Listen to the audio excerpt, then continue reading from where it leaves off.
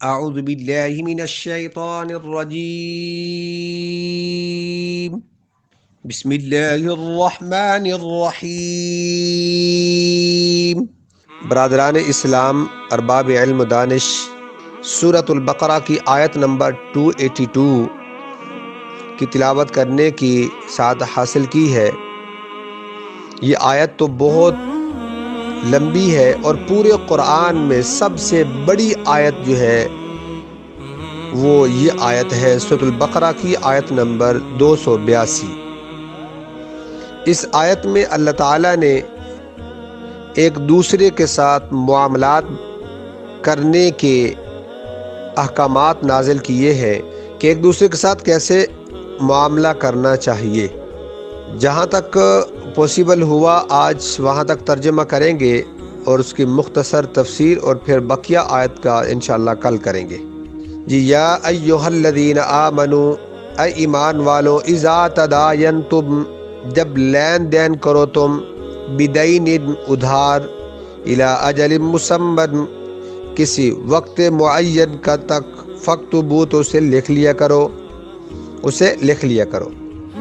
یہاں فرماتے ہیں اللہ تعالیٰ کہ جب تم آپس میں ادھار کا معاملہ کرو، بدین ادھار کا معاملہ، اور اگر ہاتھوں ہاتھ کرو گے، ایک چیز پیسے دے رہے ہو، وہ چیز لے رہے ہو، تو اس میں یہ آگے جو حکم اللہ تعالیٰ فرما رہے ہیں کہ فاکتبوا سے لکھ لیا کرو، یہ اس کے لیے نہیں ہے، بلکہ یہ کس کے لیے ہے؟ یہ ہے کہ جب تم ادھار کا معاملہ کرو اس وقت اس کو لکھ لیا کرو۔ ایک بات۔ دوسری بات یہ بیان فرمائی کہ اس کا وقت معین، ایک ٹائم جو ہے وہ بھی ایک دوسرے کے ساتھ مینشن کر لیا کرے کہ ہم اتنے ٹائم کے لیے بھائی یہ چیز میں آپ سے خرید رہا ہوں اور یہ فلاں تاریخ تک یہ میں آپ کو دوں گا۔ اس طریقے سے بعض حضرات یہ لگاتے ہیں کہ بھائی میں گندم کی کٹائی پہ یہ پیسے واپس کروں گا، یا جب باغات کا کوئی پھلوں کا نام لے لیتے ہیں کہ جب کیا کہتے ہیں اورنج کی جب وہ فصل آئے گی تو اس وقت یہ پیسے میں واپس کروں گا، ابھی باغ میرا پکنے والا ہے، بس 1 ماہ رہ گیا ہے۔ اس طرح بھی نہ کیا کریں۔ کیوں کہ ہو سکتا ہے کہ طوفان آئے، وہ فصل خراب ہو جائے، پھر تمہارا وعدہ کہاں چلا جائے گا۔ اس لیے کوئی نہ کوئی تاریخ جو ہے وہ مقرر کر دینی چاہیے۔ وَلْيَكْتُبْ بَيْنَكُمْ كَاتِبٌ بِالْعَدْلِ، اور لکھے تمہارے درمیان کوئی لکھنے والا بالعدل، انصاف کے ساتھ۔ وَلَا يَأْبَ كَاتِبٌ أَن يَكْتُبَ كَمَا عَلَّمَهُ اللَّهُ فَلْيَكْتُبْ، اور نہ انکار کرے لکھنے والا لکھنے سے، کما علمہ اللہ، جیسا کہ سکھایا اس کو اللہ تعالیٰ نے، فلیکتب، چاہیے کہ وہ لکھے۔ یہاں پہ اللہ تعالیٰ فرماتے ہیں کہ جو آدمی لکھنے والا ہو، جو معاہدہ، وہ کیا کرے؟ انصاف کے ساتھ لکھے۔ اور اس میں ایک یہ بات بھی ہدایت کی گئی ہے کہ جو ان دونوں کے درمیان بائع اور مشتری، بیچنے والا، مشتری کہتے ہیں خریدنے والے کو، بیچنے والے اور خریدنے والے کے درمیان جو ایک معاہدہ طے کیا جا رہا ہے، وہ کون لکھوائے گا؟ تو وہ فرمایا کہ جو آدمی خرید رہا ہے وہ لکھوائے گا۔ اور ایک اور بات فرمایا کہ جو شخص لکھنے والا ہے وہ ایک آدمی کے فائدے کے لیے اپنی ہمیشہ کی زندگی، ہمیشہ کے لیے اپنا نقصان نہ کرے۔ ظاہر قیامت کے دن اس کو حساب دینا پڑے گا، فائدہ کوئی اور اٹھاتا ہے۔ یہی تو وجہ ہے کہ بعض حضرات جو ہے نہ حلال دیکھتے ہیں نہ حرام دیکھتے ہیں، حلال حرام کی تمیز کیے بغیر وہ مال کماتے ہیں، اولاد کو کھلاتے ہیں، پھر وہی مال ان کو کھانا ہی نصیب نہیں ہوتا، اس کا استعمال کرنا نصیب نہیں ہوتا، اور اولاد اس کو ایسے خراب کرتی، ایسے بگاڑتی ہے کہ بس وہ آنکھوں کے اندر سامنے نظر آتے وہ سب سارا کا سارا باغ اجاڑ دیتے ہیں، تباہ و برباد ہو جاتا ہے۔ کیوں کہ اس میں حلال کا پیسہ نہیں تھا۔ اس چیز کا بڑا خیال کرنا چاہیے۔ جی آگے، وَلْيُمْلِلِ الَّذِي عَلَيْهِ الْحَقُّ وَلْيَتَّقِ اللَّهَ رَبَّهُ، وَلْيُمْلِلِ الَّذِي، اور تحریر لکھوائے وہ شخص جس پر قرض ہے، اور چاہیے کہ ڈرے اللہ سے جو اس کا رب ہے۔ وَلَا يَبْخَسْ مِنْهُ شَيْئًا، اور اس میں کمی پیشی ذرہ بھی نہ کرے۔ جیسے ابھی میں نے آپ کو بتایا، اور اس میں جو لکھنے والا ہے وہ انکار بھی نہ کرے۔ وہ جو اسٹامپ لکھنے والے ہوتے ہیں ان سے لکھوا لے، اللہ خیر صلی وہ آج کل بیٹھے ہوتے ہیں۔ اسی طریقے سے یہ ادھار کا معاملہ ہے۔ جب بھی کوئی معاملہ کرو، اصل میں جب معاملہ انسان کرتا ہے اس وقت تو بڑے آسان طریقے سے انسان کر لیتا ہے، بعد میں وہی چیز بگاڑ پیدا کرتی ہے۔ کیوں نہ ہو کہ میں نے خود دیکھا ہے کہ جب انسان سنت سے ہٹ کے کام کرتا ہے تو پھر اس میں خرابیاں پیدا ہوتی ہیں۔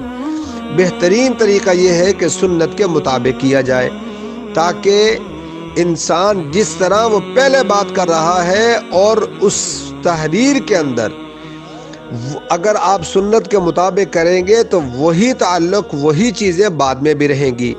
تحریر کے اندر بھی یہ بات مینشن کرنی چاہیے کہ ہم جب اس کو ختم کریں گے تو کس طرح کریں گے، یہ بات بھی ہونی چاہیے۔ جی آگے ترجمہ کرتے ہیں۔ فَإِنْ كَانَ الَّذِي عَلَيْهِ الْحَقُّ سَفِيهًا، اور اگر وہ شخص جس پر قرض ہے سفیہن کم عقل ہو، او ضعیفن یا کمزور ہو، او لا یستطیع یا وہ قابلیت نہ رکھتا ہو، ان یمل ہوا فلیملل کے تحریر لکھوائے تو ہوا وہ خود، فلیم تو لکھوائے، ولیہ اس کا ولی بالعدل انصاف کے ساتھ۔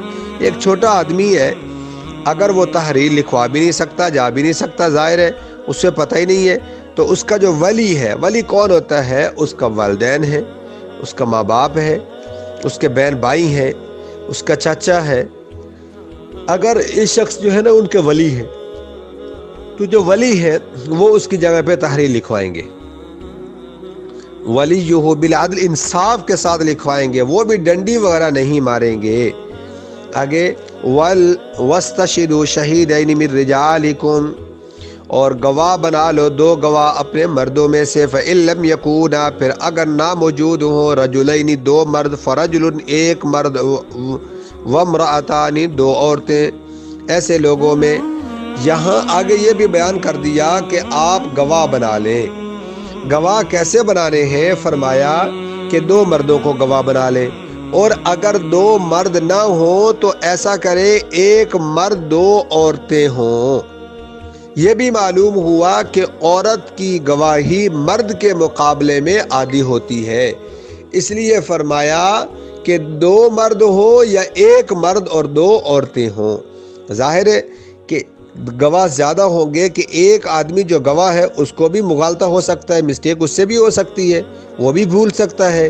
جب آپ تحریر ہو جائے گی، معاہدہ لکھا جائے گا اور گواہ بھی ایک سے زیادہ ہو جائیں گے تو پھر وہ بات اس میں کسی غلط فہمی کی کوئی گنجائش نہیں رہتی، کوئی شک و شبہ کی کوئی گنجائش نہیں رہتی۔ دیکھو اسلام ہمیں کتنی پیاری باتیں بتاتا ہے۔ آگے ترضون من الشہداء ان تضل احداہما فتذکر احداہما الاخری، ترضون تم پسند کرتے ہو بطور گواہ، ان تضل تاکہ تم بھول بھٹک جائے ان میں سے ایک، فتذکر تو یاد دہانی کرائے دوسرا اس کو کیا کرائے؟ ان دونوں میں سے دوسرا اس کو یاد دہانی کرا دے، یعنی دو گواہ۔ اس لیے کہا کہ اگر ایک بھول جائے تو دوسرا بتا دے۔ ولا یاب الشہداء اور نہ انکار کرے گواہ، اذا جس وقت بھی اسے بلایا جائے، ولا تسمو اور نہ سستی کرے، ان تکتبوا دستاویز لکھنے میں، صغیرا معاملہ چھوٹا ہو، او کبیرا یا بڑا معاملہ ہو، الی اجلہ ایک وقت معین تک اس کو ضرور لکھے۔ چھوٹا معاملہ ہو یا بڑا ہو، اور جس وقت گواہ کو بلایا جائے تو وہ گواہ بھی ضرور گواہی دینے کے لیے یہ نہ کہے کہ میں خامخواہ میں دشمنی مول لینی ہے۔ بھائی اللہ اور اس کے رسول کا جب حکم آ جائے تو انسان کو کہنا چاہیے، وہ کرنا چاہیے۔ آج کل سب سے بڑا المیہ بھی یہی ہے کہ ہم یہ کام تو کرتے ہیں کہ یہ میرا بھائی ہے، جو ہم گواہ لکھواتے ہی اس کو ہیں کہ جو موقع پہ موجود ہی نہیں ہوتا، جو موقع پہ موجود ہوتا ہے وہ گواہی دینے کے لیے تیار نہیں ہوتا۔ اگر ہمارے سارے معاملات سنت کے مطابق ہو جائیں تو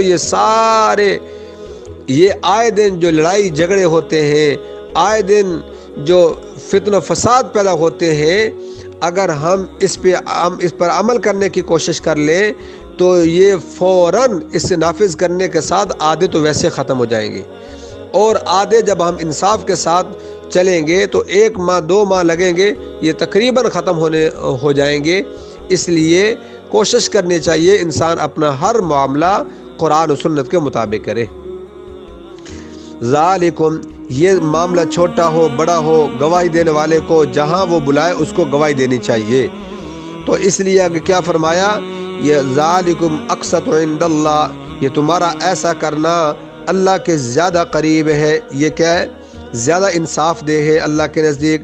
وَأَقْوَمُ لِلشَّهَادَةِ، اور بہت درست طریقہ ہے، لِلشَّهَادَةِ، شہادت کے لیے، وَأَدْنَىٰ، اور زیادہ قریب ہے اس کے کہ اللہ ترتابو، کہ تم شک میں پڑ جاؤ، ترتابو کم کیا ہو، شک و شبہ میں پڑ جاؤ، الا ان تکون تجارۃ حاضرۃ تدیرونها بینکم، ہاں ایک بات یہ ہے کہ لین دین اگر دست بدست ہو، یعنی پیسے دیے چیز لے لی، تدیرونها، جس طرح تم لیتے ہو، آپ سودا لینے کے لیے گئے، شوگر آپ نے لی بھائی اتنی کے جی کی ہے، 100 روپیہ دیا، شوگر لے لیا آپ نے، تدیرونها، تو اس کو لکھنے کی ضرورت نہیں ہے، جس طرح تم ہاتھوں ہاتھ لیتے دیتے ہو آپس میں۔ فلیس علیکم جناح الا تکتبوها، تو تم پر کوئی حرج نہیں ہے کہ تم نہ لکھو، اس میں لکھنے کی کوئی ضرورت نہیں ہے۔ ہاں کوئی بڑا معاملہ ہو اس کو لکھ لیں، وہ بھی اگر آپ اس میں آپشن ہے واپس بھی کر سکتے ہیں، واپس کرنا بلکہ زیادہ ثواب ہے۔ اور ولا یضار کاتب ولا شہید، ولا یضار، اور نہ ستایا جائے لکھنے والے کو، ولا شہید، نہ گواہ کو۔ یہاں فرمایا کہ جو آدمی تحریر لکھ رہا ہے اس کو نہ بعد میں تکلیف دی جائے، ایک گروہ آ کے اس کو تکلیف دینا شروع کر دے، یا جو آدمی گواہی دے رہا ہے اس کو تکلیف دینا شروع کر دے، اس سے بھی منع کر دیا۔ اور وَإِن تَفْعَلُوا فَإِنَّهُ فُسُوقٌ بِكُمْ، اور اگر تم ایسا کرو گے تو بے شک یہ سخت گناہ کی بات ہے تمہارے لیے، بکم، تمہارے لیے، وَاتَّقُوا اللَّهَ، اللہ سے ڈرتے رہو، اللہ کے سامنے تم نے پیش ہونا ہے۔ ایک اور بات بھی ذہن میں رکھیے گا کہ جب گواہ کو بلایا جائے عدالت میں یا کسی جگہ پر بھی، تو جو مدعی ہے، دعویٰ کرنے والا جس کے لیے وہ گواہی دے رہا ہے، وہ آدمی اس کے آنے جانے کا خرچہ اٹھائے گا، اور گواہی دینے کے لیے وہ کسی قسم کا کوئی معاوضہ نہیں لے گا، آنے جانے کا خرچہ اس کے ذمہ ہوگا، گواہی دینے کے لیے اس پر کوئی ذمہ داری نہیں ہے کہ اس کو پیسے دیے جائیں، نہ وہ لے سکتا ہے شرعی طور پہ۔ وَإِن تَفْعَلُوا فَإِنَّهُ فُسُوقٌ بِكُمْ وَاتَّقُوا اللَّهَ، اگر ایسا کرو گے تو یہ سخت گناہ کی بات ہے تمہارے لیے، اور ڈرتے رہو اللہ سے۔ وَيُعَلِّمُكُمُ اللَّهُ، وہ تمہیں مفید باتیں سکھاتا ہے، اللہ تمہیں مفید باتیں سکھاتا ہے، فائدے کی باتیں سکھاتا ہے۔ وَاللَّهُ بِكُلِّ شَيْءٍ عَلِيمٌ، اور اللہ تعالیٰ ہر چیز سے خوب واقف ہے۔ اللہ تعالیٰ ہم سب کو اپنے معاملات قرآن و سنت کے مطابق کرنے کی توفیق عطا فرمائے، آمین۔ وآخر دعوانا ان الحمد للہ رب العالمین۔